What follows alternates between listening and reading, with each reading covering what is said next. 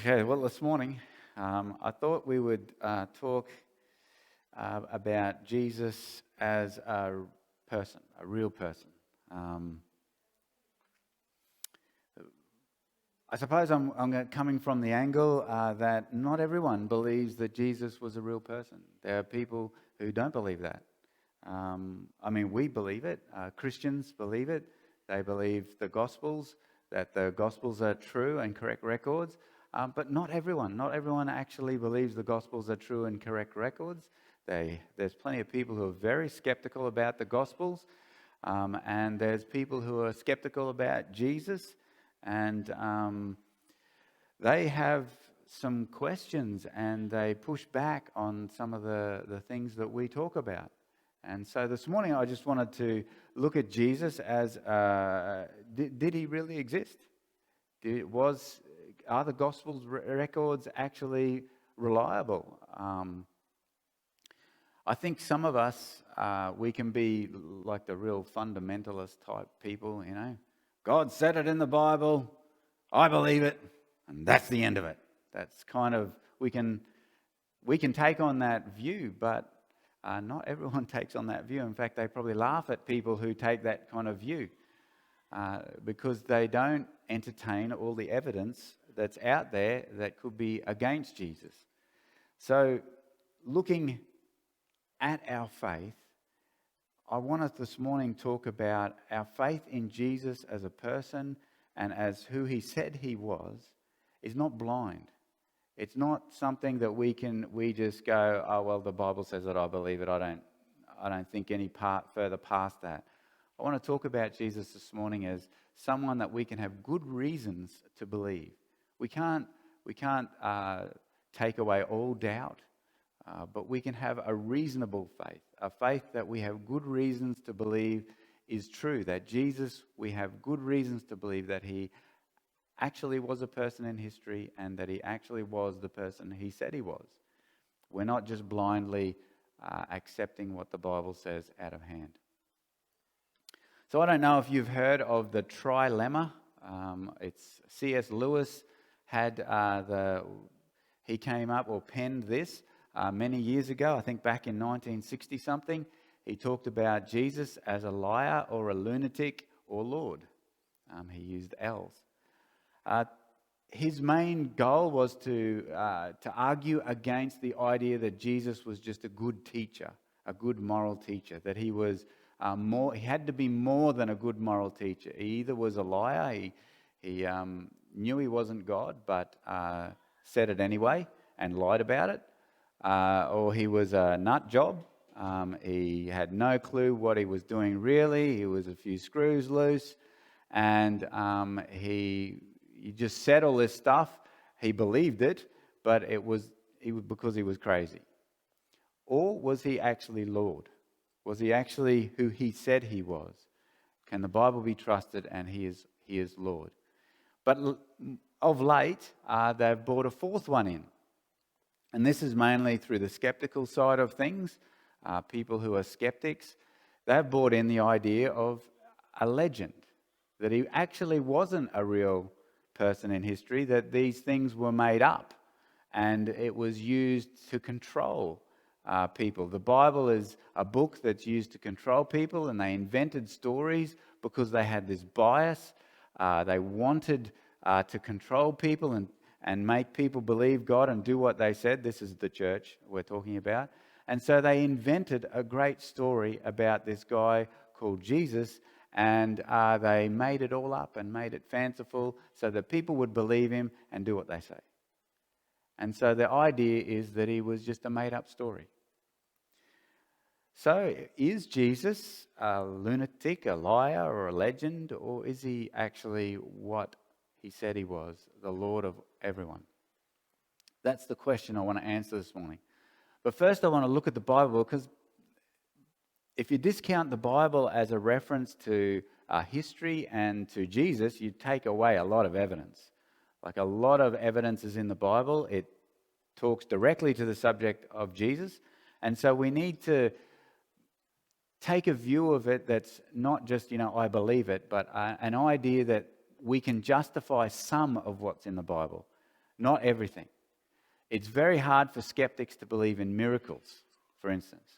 So miracles are often thrown out straight away because skeptical people just will not believe that things can happen miraculously. So they throw out miracles, but they do keep in some bits. And they use criteria for keeping parts of the Bible in there. So they would make up a Bible, like if the skeptics voted on it, they would make up a Bible by using certain criteria. Now, the first criteria that they use is, are these accounts really like eyewitness accounts?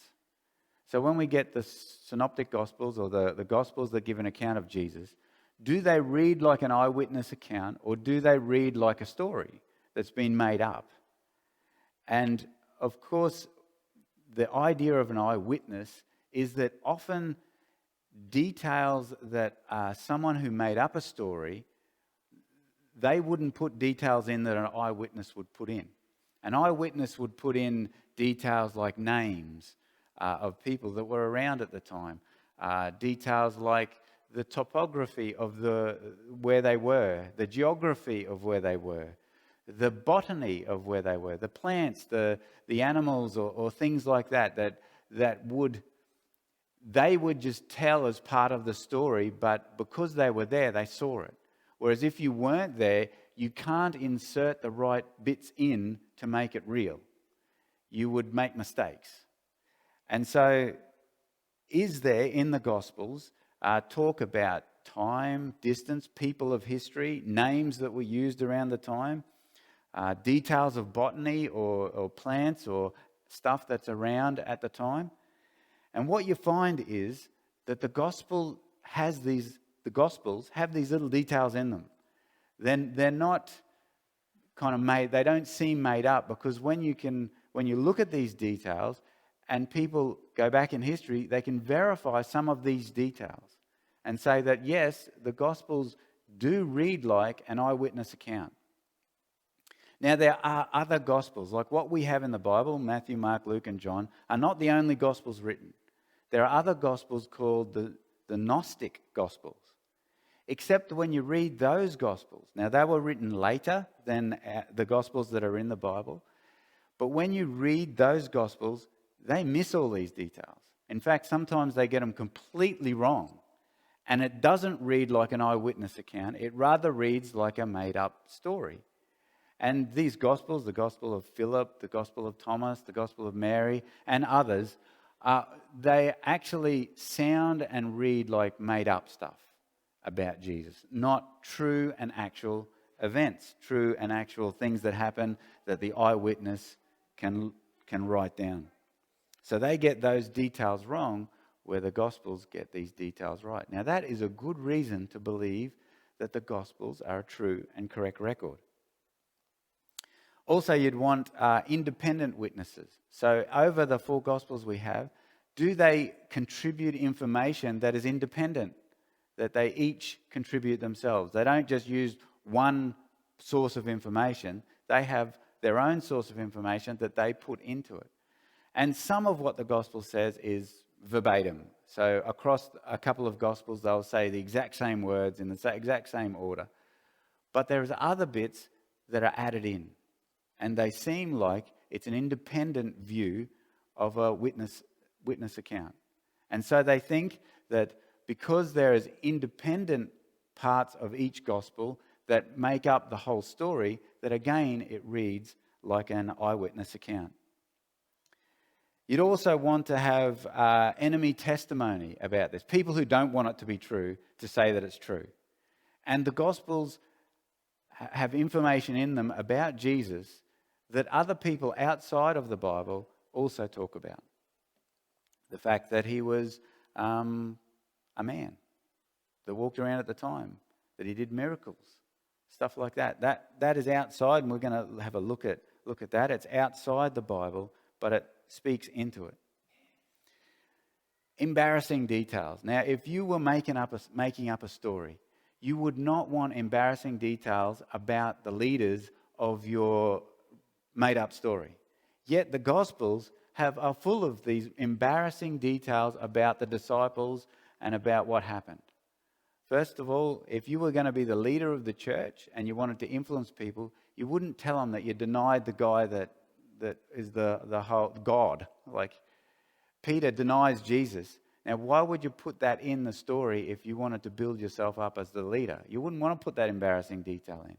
You wouldn't want to put in that Jesus often said of the disciples that they were slow, kind of a bit hopeless, like they were a ragtag crew of nincompoops, like they really didn't know what they were talking about.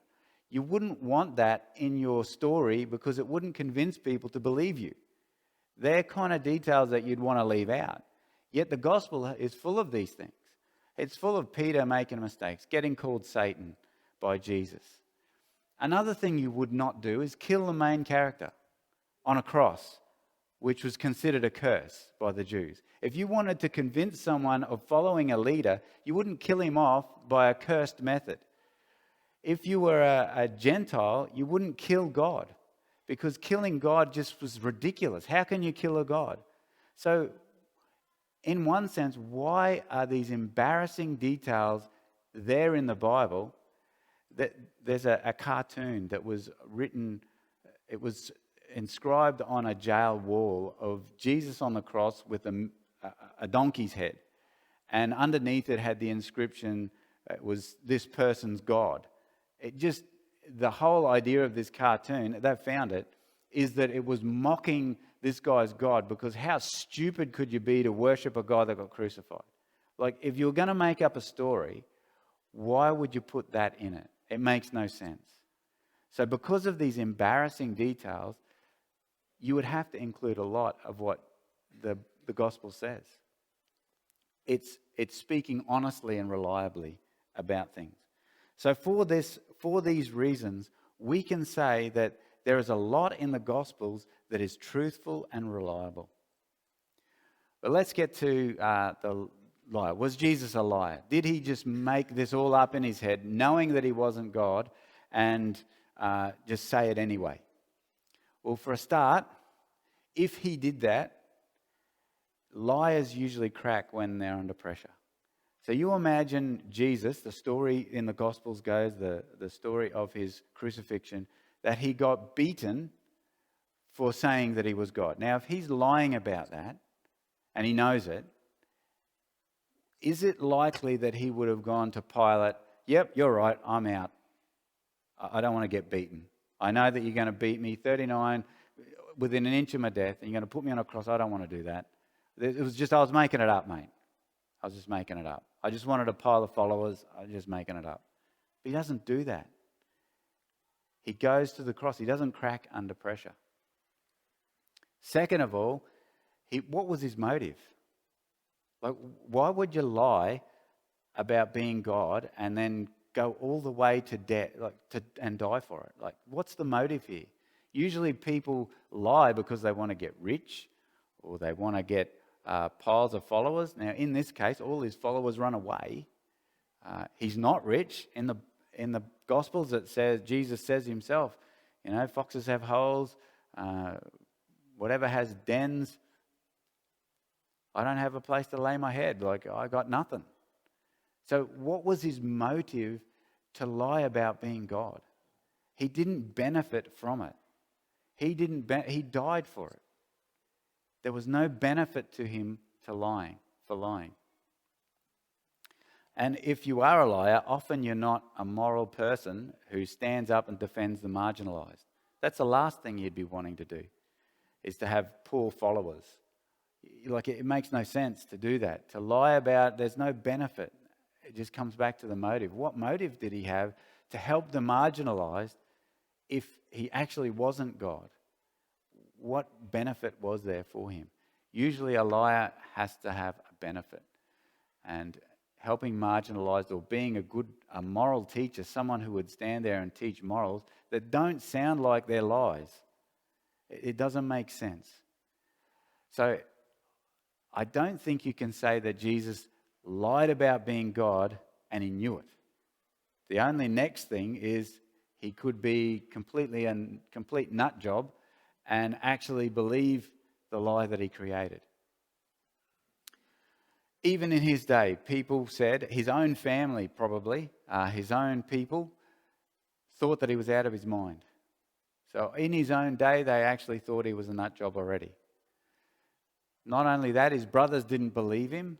John 7 talks about how his brothers mock him and they think he's nuts because he's going around talking about being God and doing all these wonderful things, and they don't believe him. So that everyone basically from his family is thinking there's something wrong with him and he's probably a nut job. The scribes and the Pharisees of his day, the religious leaders, they thought he had a demon.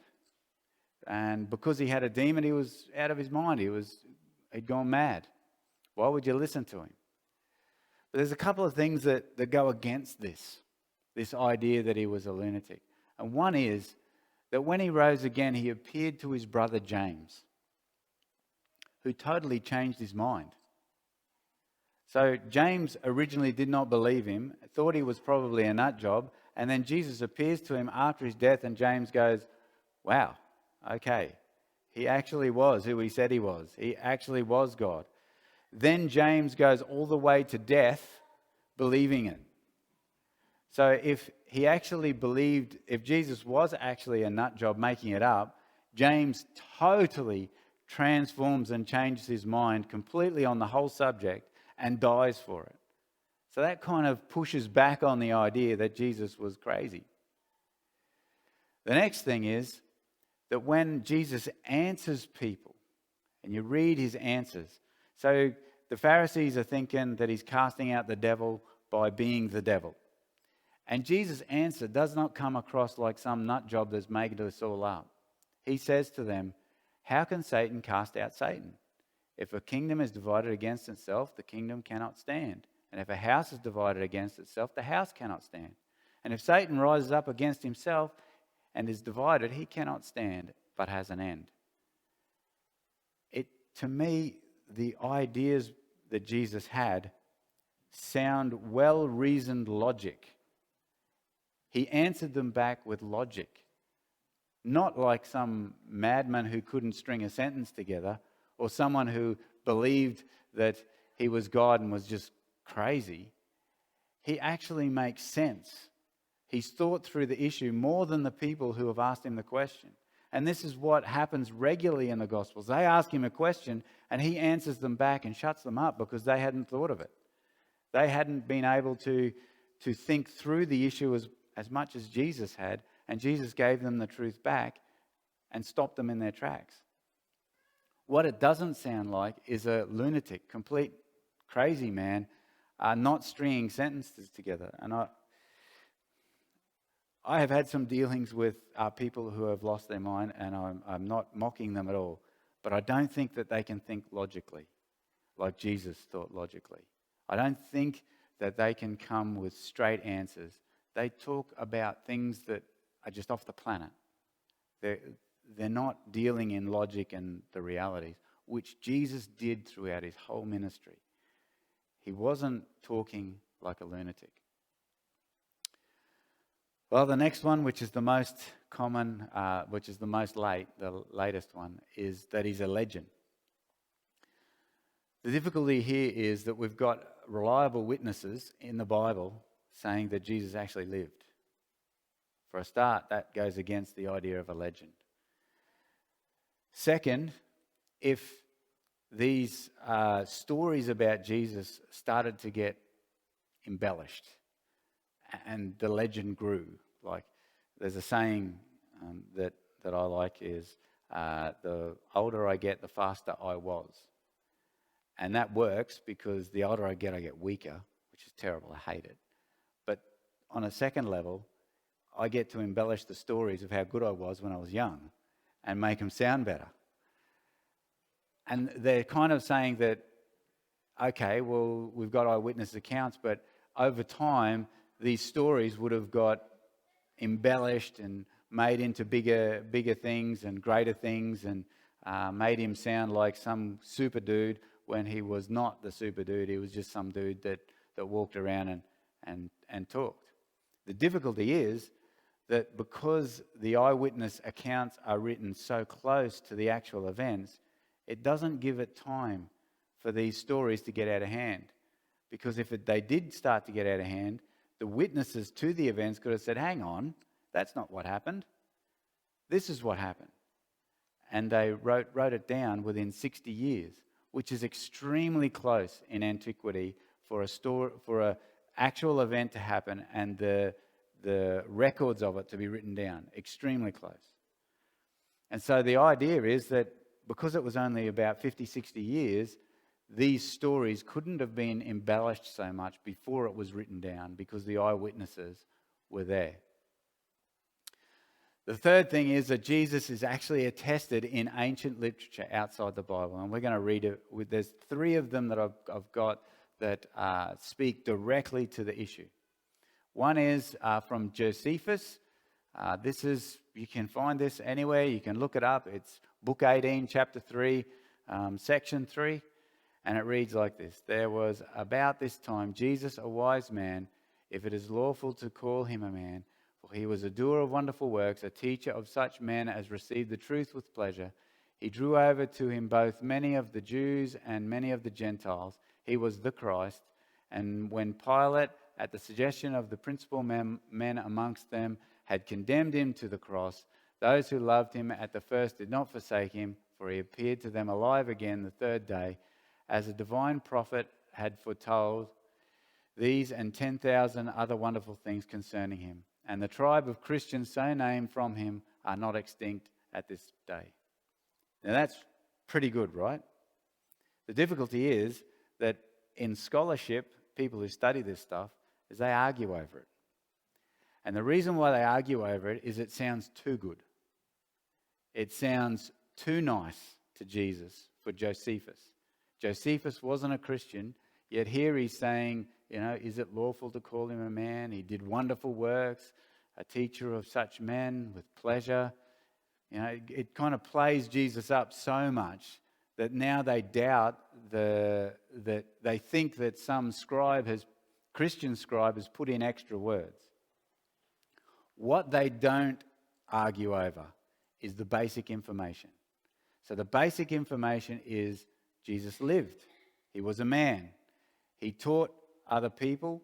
He had followers. He was called the Christ.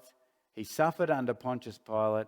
He died on a cross, and he appeared again to his followers who believed that he rose again. That information is agreed. Agreed.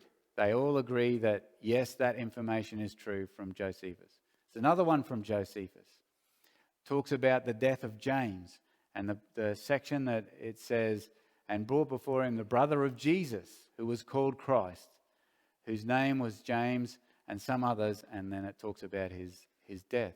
So Josephus, again, attesting to the fact that there was a guy named Jesus. He did have a brother called James, and he was called the Christ. This is outside the Bible. This is not the Bible talking.